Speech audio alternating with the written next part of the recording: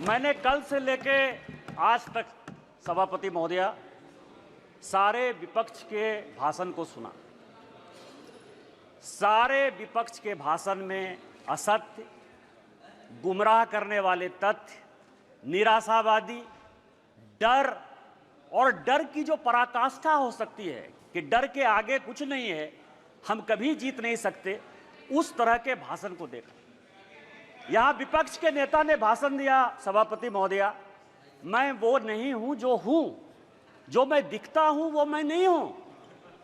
पिछले बार मैंने कहा था कि यहां प्रेत आकर भाषण देके चला गया।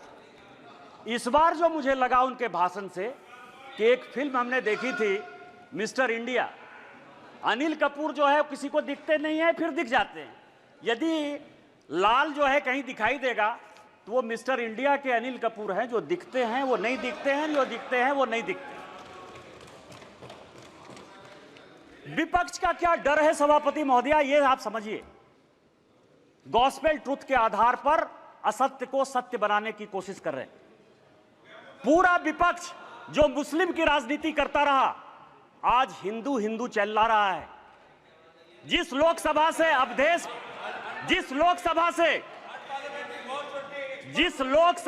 अवधेश पासी एमपी है, उसका नाम फैजाबाद है। किसी ने फैजाबाद नहीं कहा, सबने अयोध्या कहा। यही भारतीय जनता पार्टी की जीत है, यही मोदी की जीत है। और मैं प्रधानमंत्री जी को बधाई देना चाहता हूं, धन्यवाद देना चाहता हूं। रामायण की एक चौपाई है कि राम रमापति करधन लेहु, खैंचत चाप मिटई संदेहु।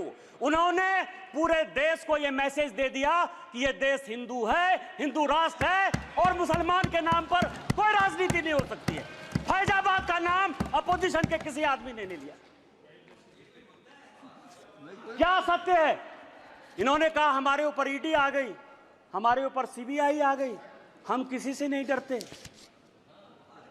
आप वहां चले गए, बांसवाड़ा चले गए, आपने क्या भाषण दे दिया, क्या जीत गए? मैं एक ऐसा शख्स हूं, अखिलेश जी सुनिए आराम से, मेरे ऊपर कांग्रेस और जेएमएम ने 44 केस किए।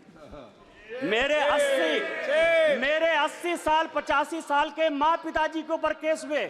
गैलरी में मेरी वाइफ बैठी हुई है, मेरे बच्चे बैठे हुए हैं, उनके ऊपर केस हुआ, भाई के ऊपर केस हुआ। और सरकार ने आरटीआई मैंने मंगाया है, 10 करोड़ रुपया हाई कोर्ट और सुप्रीम कोर्ट में मेरे से केस लड़ने के लिए किया। मैं जब चुनाव लड़ने के लिए गया, राहुल गांधी जी की यात्रा हुई, मल्लिकार्जुन खड़गे का 2 कार्यक्रम हुआ, प्रियंका गांधी जी गई, उन्होंने कहा कि मैं चैम्बर में बैठा रहता हूं और मैंने कहा कि मैं मोदी का सिपाही हूं, मैं भारतीय जनता पार्टी का सिपाही हूं और मैंने वचन लिया, प्रण लिया कि मैं जनता के पास वोट मांगने नहीं जाऊंगा। 2 मार्च को पार्टी ने मेरा टिकट अनाउंस किया, 2 मार्च को मेरा चुनाव 1 जून को हुआ। 90 दिन के पूरे कैंपेन में मैंने जनता से वोट नहीं मांगा और मैं यहां पार्लियामेंट में जीत कर आया, आपको हरा कर आया हूं। जिस क्षेत्र से हेमंत सोरेन विधायक हैं, उस जिले का मैं सांसद हूं और आदिवासी बाहुल्य इलाके से मैं 10,000 वोट से जीत कर आया हूं। मेरा समय है, आप सुनिए, मेरा समय है, 5 मिनट में खत्म नहीं होगा ये बातें। किस तरह का सत्य और असत्य की बात कर रहे हो आप कह रहे हो, मुस्लिम की बात कर रहे हो, मंगलसूत्र की बात कर रहे हो कि प्रधानमंत्री जी ने घुसपैठिया कह दिया। हां, प्रधानमंत्री जी ने घुसपैठिया कह दिया। 2009 में सभापति महोदया आप मंत्री थी। 2009 से इस संसद में, इस सदन में मैं 200 बार बोल चुका हूं कि मैं जिस इलाके से आता हूं बांग्लादेश, वहां बांग्लादेशी घुसपैठिया बढ़ा हुआ है संथाल परगना में। चाहे वो जामताड़ा हो, पाकुड़ हो, साहबगंज हो, मुर्शिदाबाद हो, मालदा हो, किशनगंज हो, अररिया हो। और हालत यह है, हमारी स्थिति यह है कि यहां विजय हांसदा बैठे हुए, मैं उनसे पूछ रहा था, गोपीचक एक गांव है, गाय काट दिया और गाय काटने का जब मुसलमानों ने प्रतिरोध किया, अभी 15 दिन पहले पूरे बांग्लादेश वहां से आके बांग्लादेशी घुसपैठिए जो अपने आप को पश्चिम बंगाल का नागरिक कहते हैं, उन्होंने हमारी बहू बेटी का इज्जत लूटा, उनके घर को जलाया, उनके घर को भगाया। आप कह रहे हो कि वो बांग्लादेशी घुसपैठिए नहीं है, उनकी जनसंख्या नहीं है। स्पीकर साहब पूरे देश भर में, मैं गोपी चक की बात कर रहा हूं। सभापति महोदया, पूरे देश में परिसीमन हो गया, पूरे देश में परिसीमन हो गया। आप आदिवासी की बात करते हो, आप पिछड़े की बात करते हो, हमारे यहां परिसीमन नहीं हुआ। आदिवासी की संख्या जो 36% थी वो 26% हो गई। ये पूरे देश को जानने की आवश्यकता है। 1 लोकसभा का सीट आदिवासी का और 3 विधानसभा का सीट घट रहा है। परिसीमन नहीं हो गया, घुसपैठिए बढ़ रहे हैं, आदिवासी लड़कियों के साथ शादी हो रही है, धर्मांतरण हो रहा है। इसके बाद भी आपको लगता है कि प्रधानमंत्री घुसपैठिए की बात नहीं करेंगे? किस तरह की राजनीति कर रहे हो आप? मैं आपको बताऊं सभापति महोदय, शिव की बात होती है, हम उस विचारधारा के लोग हैं। अतजल गगरी छलकत जाए, जिसको कुछ समझ में नहीं आती। यदि आपको शिव का ही दिखाना था, गुरु नानक का दिखाना था, तो मंदिर चले जाते यार, गुरुद्वारा चले जाते। इस पार्लियामेंट में फोटो क्यों दिखा रहे?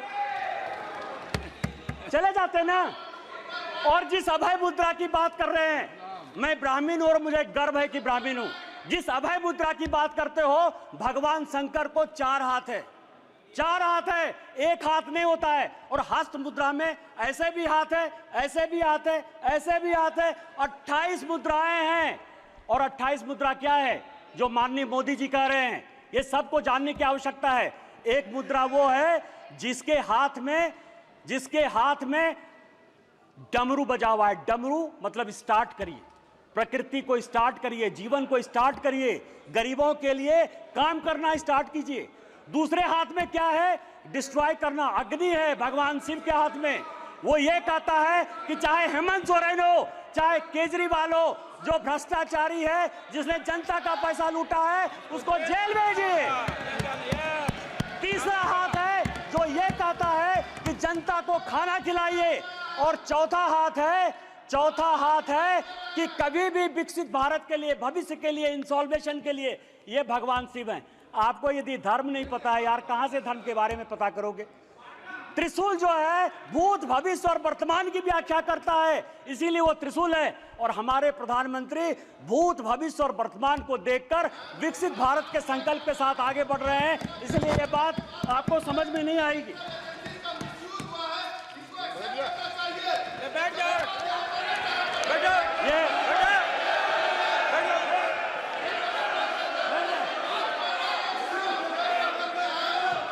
ये सभापति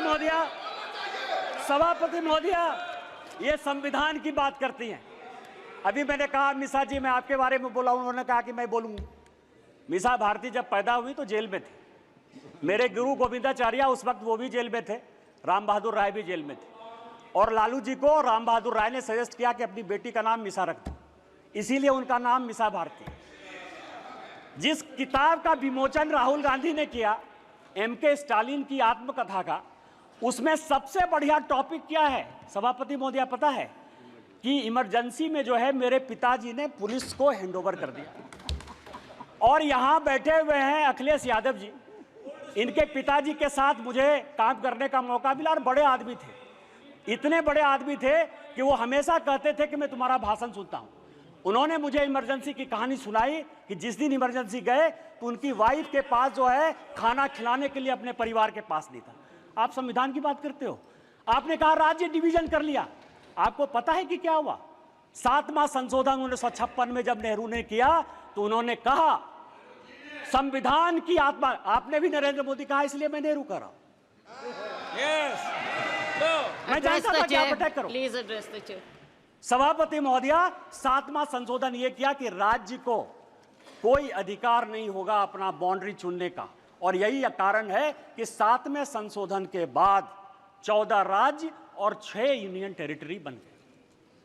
आप संविधान की बात करते हो, आप कहते हो संविधान बचाने की बात करते हो। संविधान की प्रस्तावना स्वर्ण सिंह कमेटी के बाद जब इमरजेंसी में सारे बड़े नेता, चाहे वो लालू प्रसाद जी हो, मुलायम सिंह यादव हो, करुणानिधि जी हो, अडवाणी जी हो, अटल जी हो, हेमवती नंदन बहुगुणा हो, कांग्रेस के चंद्रशेखर जी हो, बाबू जगजीवन राम हो, जब सारे जयप्रकाश नारायण, मैं MP की बात कर रहा हूं, ये सारे लोग जब जेल में बंद थे तो स्वर्ण सिंह कमेटी बनाई 1976 में, 42वां संशोधन हुआ।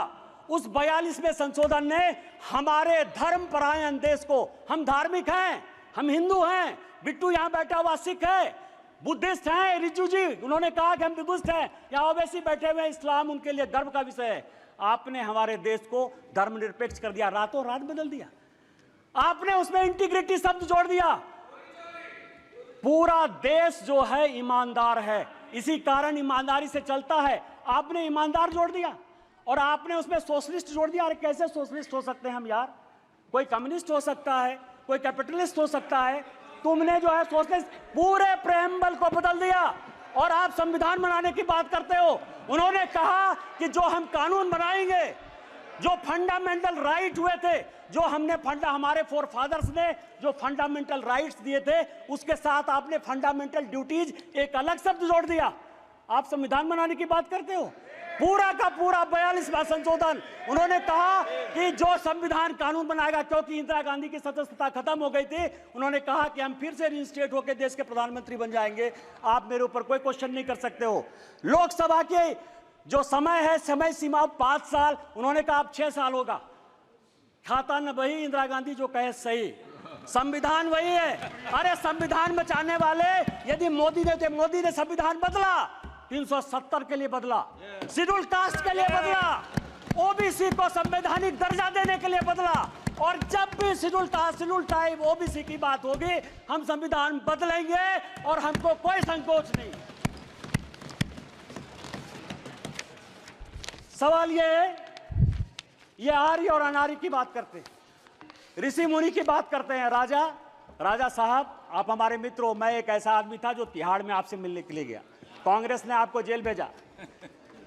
आपको पता है कि गुरु वशिष्ठ, विश्वामित्र, अगस्त मुनि, ये कोई भी ब्राह्मण नहीं थे। रामायण, महाभारत, गीता लिखने वाले कोई भी ब्राह्मण नहीं थे। कोई भगवान ब्राह्मण नहीं है। रामायण वाल्मीकि ने लिखी, महाभारत वेद व्यास ने लिखा, चारों वेद और 13 उपनिषद सभी वेद व्यास ने लिखे, जो मछुआरे के बेटे थे।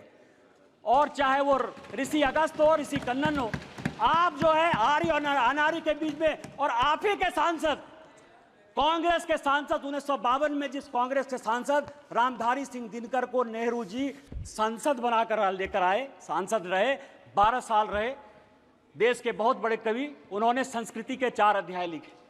उस संस्कृति के 4 अध्याय में उन्होंने लिखा कि ना कोई आर्य है ना कोई अनार्य है। जो हरिजन, जो शेड्यूल कास्ट तमिलनाडु का है, वही कलकत्ता का ब्राह्मण है, और जो कलकत्ता का ओबीसी है, वही पंजाब का जो है सिख है। ये उन्होंने लिखा, कांग्रेस ने लिखा, आपके सांसद ने लिखा। हमें तो गर्व है, ये देश एक है, न जाति है न बिरादरी है। आप किस तरह की बात करते हो, जाति प्रथा की बात करते हो। मैं एक बात कहना चाहता हूं, यहां जितने बुजुर्ग लोग बैठे हुए, स्वागत राय जी बैठे होंगे, आज से 50 साल पहले किसी बड़े घर में, किसी गांव में कहीं कोई शौचालय नहीं होता था। चाहे बड़े परिवार की महिलाएं हो या छोटे परिवार की महिलाएं हो, वो खेत में जाती थी। तो जब खेत में जाती थी तो मेहतर प्रथा कहां से आ गया? जो मुगलों ने दिया, आप उसको सही मान रहे हो, और आप पूरे देश को जो है हिंदुत्व के नाम पर, आर्य के नाम पर, अनार्य के नाम पर, इस्लाम के नाम पर केवल गुमराह करने की कोशिश करते हो। ये गॉस्पेल ट्रूथ को बंद करो, ये कहना बंद करो, और देश को जो है साथ लेकर चलने की बात करो। बस मैं अंत में, सभापति महोदय, एक पॉइंट है कि कल कहा गया कि स्पीकर साहब जो है झुक के प्रधानमंत्री जी को जो है अभिवादन किए और राहुल जी को ऐसे। आज मैंने एक फोटो देखा थल सेना अध्यक्ष का, वर्दी में कहा जाता है कि किसी को प्रणाम नहीं करना चाहिए। आज सारे अखबारों में थल सेना अध्यक्ष का फोटो छपा है और अपनी मां को पैर छू के वर्दी में प्रणाम कर रहे हैं। तैत्तिरीय उपनिषद का एक श्लोक है, अभिवादनशीलस्य नित्यं वृद्धा पसेबिनः चत्वारि तस्य वर्धन्ते आयुर्विद्या यशोबलम। आपसे जो भी बड़े आदमी हैं, पद की, मर्यादा की कभी परवाह नहीं करिए। अभी पार्लियामेंट खत्म हुआ, मैं फरवरी की बात कर रहा हूं। जिस दिन पार्लियामेंट खत्म हुआ मैं बाहर गाड़ी का वेट कर रहा था। मैं सबसे ज्यादा कांग्रेस पर अटैक करता हूं। राहुल जी, सोनिया जी या पूरा कांग्रेस गांधी परिवार मेरा टॉपिक है, क्योंकि मेरे फादर 1975 में इमरजेंसी में सैक कर दिए गए, उनकी ज़िंदगी में नौकरी नहीं लगी। 19 महीने मेरे परिवार के लोग इमरजेंसी में बंद रहे, इसलिए कांग्रेस के प्रति इतना विद्रोह या ये चीज़ जो है मेरे मन में है, बचपन से है, क्योंकि मेरा बचपन मैंने देखा ही नहीं, क्योंकि हम लोग सभी देशद्रोही के परिवार के माने जाते थे। सोनिया जी आई, सोनिया जी ने मेरा हाथ पकड़ा सबके सामने, चूंकि सबके सामने पब्लिक में एक काम हुआ, इसलिए मैं पब्लिक में बात कर रहा हूं। और उन्होंने मुझे कहा कि निशिकांत, आज मेरी तबीयत खराब थी, लेकिन तुम्हारे जैसे लोगों को पार्लियामेंट आना चाहिए। मैंने प्रणाम किया उनको। मैंने ये नहीं सोचा कि वो सोनिया गांधी, वो बड़ी हैं। आप किस तरह के डिस्कोर्स में ले जाना चाहते हो? माननीय मोदी जी हमारे पार्टी के बड़े आदमी हैं। पार्टी टिकट दी तो ओम बिरला जो है इस कुर्सी पर बैठे। यदि उनको पैर छू के भी प्रणाम कर लेते ओम बिरला जी, तो उस कुर्सी की ताकत कम नहीं होती। आपको भारतीय सभ्यता और संस्कृति के बारे में नहीं पता है, और यदि भारतीय सभ्यता संस्कृति के बारे में नहीं पता है तो आप जिंदगी में कुछ नहीं कर सकते हो। आज आप 98 में हो, अगले चुनाव में आपको जो है लीडर ऑफ द अपोजिशन का भी मौका नहीं मिलेगा। आपने मुझे मौका दिया। इन्हीं शब्दों के साथ जय हिंद, जय Bharat. Stay ahead with our cutting-edge news app. Instantly access the latest shorts in just 1 minute and breaking news in just 50 words. Download now for a smarter, faster news experience.